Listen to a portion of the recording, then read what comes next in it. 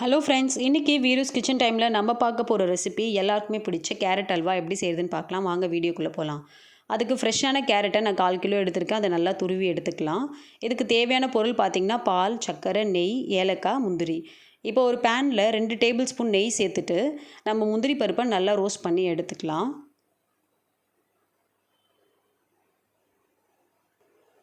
முந்திரி நல்லா இந்த அளவுக்கு ரோஸ்ட் ஆனால் போதும். இப்போ இதை எடுத்துகிட்டு இதே பேனில் நம்ம துருவி வச்சுருந்த கேரட்டை சேர்த்து கேரட்டோட ராஸ்மெல் போகிற வரைக்கும் நல்லா வதக்கிடலாம்.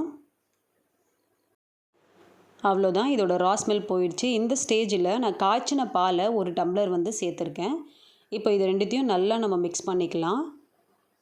பால் நல்லா சுண்டி வர அளவுக்கு நம்ம இதை நல்லா வதக்கிட்டே இருக்கணும். இது வேகிறதுக்கு எப்படியும் பார்த்திங்கன்னா ஒரு 5 to 10 மினிட்ஸ் ஆகும். இப்போ நம்ம நல்லா கிளறிட்டே இருக்கலாம்.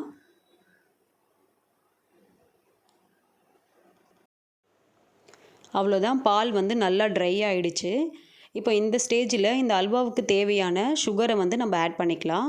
நான் இன்றைக்கி 1/4 கப் சுகர் சேர்த்துருக்கேன். இப்போ இதை நல்லா மிக்ஸ் பண்ணிவிட்டு சுகர் நல்லா மெல்ட் ஆகிற வரைக்கும் நம்ம இதை நல்லா வதக்கிடலாம். இப்போ பார்த்திங்கன்னா சுகர் நல்லா மெல்ட் ஆகிடுச்சு. இப்போ இது நல்லா திரண்டு வரணும். பேனில் ஒட்டாத அளவுக்கு நம்ம இதை நல்லா கிளறிட்டே இருக்கலாம். இந்த ரெசிபி பார்த்திங்கன்னா எல்லாருமே ட்ரை பண்ணலாம். ரொம்பவே ஈஸியான ஒரு ரெசிபி. இப்போ பாருங்கள், அல்வா நல்லா திரண்டு வருது, பேனில் ஒட்டவே இல்லை. இந்த ஸ்டேஜில் ஒரு 3 ஏலக்காவை தட்டி சேர்த்துருக்கேன். அது கூடவே நம்ம ரோஸ்ட் பண்ணி வச்சுருந்த முந்திரி பருப்பு சேர்த்துட்டு இதை நல்லா மிக்ஸ் பண்ணிக்கலாம். 1 டேபிள் ஸ்பூன் நெய் சேர்த்துட்டு இதை நம்ம சர்வ் பண்ணலாம். கேரட் அல்வா பார்த்திங்கன்னா நம்ம சூடாகவும் சாப்பிடலாம், ஃப்ரிட்ஜில் வச்சுட்டு சில்லுன்னு சாப்பிட்லாம். ரொம்பவே டேஸ்டியாக இருக்கும். ரொம்பவே ஈஸியான டேஸ்டியான கேரட் அல்வா ரெடி ஆகிடுச்சு. நம்ம நெக்ஸ்ட் வீடியோவில் மீட் பண்ணலாம். தேங்க்யூ.